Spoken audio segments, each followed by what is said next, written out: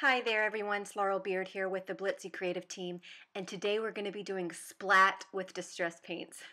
It sounds fun because it is fun. This is the little card we're going to be making today. See those splatter marks? They were made with the Tim Holtz distress paints. This is the color that I'm going to be using, so all you need is your distress paint and some water. This is the color Picked Raspberry, so I activated it just by pouncing it onto my work surface.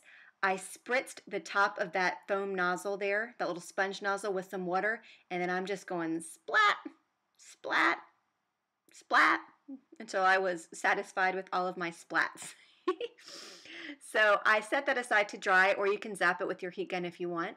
And then I'm bringing in some actual distress paint. This is in the color Seedless Preserves. It's a pretty purple color. You can mix and match all of the distress products. They have paints, inks, sprays, stains. You can mix them all together if you want, or you can use another ink that you have and it's some kind of blending tool. I'm using the Tim Holtz Ranger blending tool here, the round one, which I love. If you don't have this, you can use like a makeup sponge or something like that. And I'm just sponging on some purple, focusing more on the edges of the card. I want to make sure that the middle of the card stays that white, and I just want the outside to have a little bit more darkness. So whatever your preference is. But the key with these paints is to work from off your card on.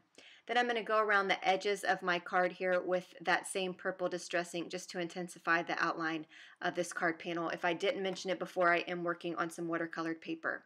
Now I'm going to spritz a regular paintbrush with some water, and I'm going to flick this onto the background here. Because this is distress ink, distress products are formulated to react with water. If you use any other kind of ink, it's not going to work this way. Distress products are the only products that are formulated to react with that water. So I am just tapping on some of that water.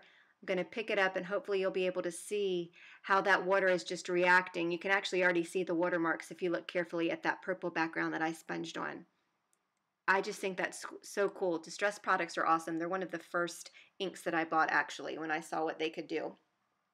So now, of course, it's time to pull this into a card. If you know me, I've got to turn everything into a card. So I've just grabbed a sentiment stamp here. Any sentiment that you have or that the Blitsy store carries will work. And I am inking that up with some Versamark ink, which is clear sticky ink. It's great for heat embossing. This is a little embossing buddy, and what this does is it helps keep your embossing powder where you want it to be. I don't want any strays. So I kind of dab that down onto my card there, and then I am stamping my sentiment here that's inked up with that Versamark. And then I'm going to sprinkle it on with some embossing powder. If you don't have that embossing buddy, you can use some baby powder or even a fabric softener sheet. That will probably help. I'm using some embossing powder in opaque white. It's by Wow Embossing Powder.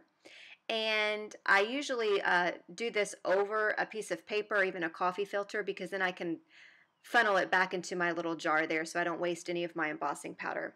Now I've got a heat tool here. The key is to let it heat up for a good 10 seconds before you apply it to your paper, and then it works so quickly. So I did that off camera, and I'm going ahead and heat setting my image here.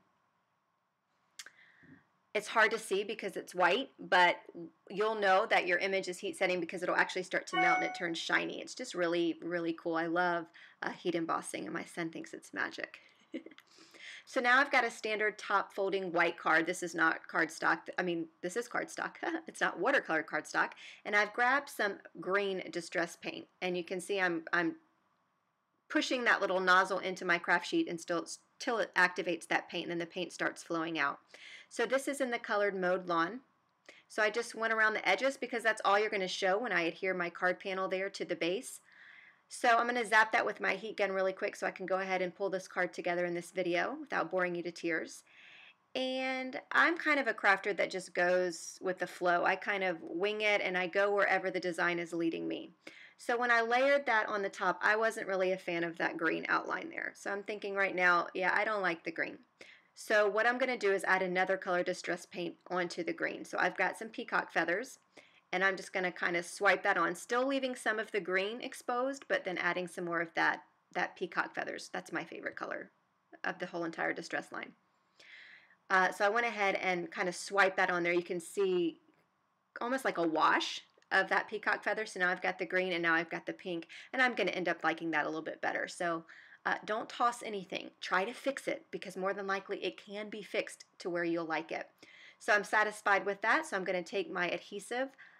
Any kind of adhesive that you have will totally work. I tend to go for these these adhesive rollers.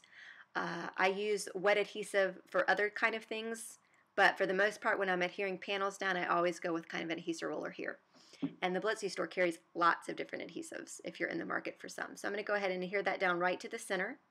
So that card panel is actually trimmed to 4 by 5.5, and the card base is standard A2, which is 4 1/4 by 5.5. And I did that so I can have that little border to the left and the right of my card exposed there.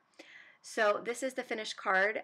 I had fun doing splat with my distress paints. It's super fun. So I hope you give it a try. Just grab some water and your distress paints and have fun. Thanks for watching.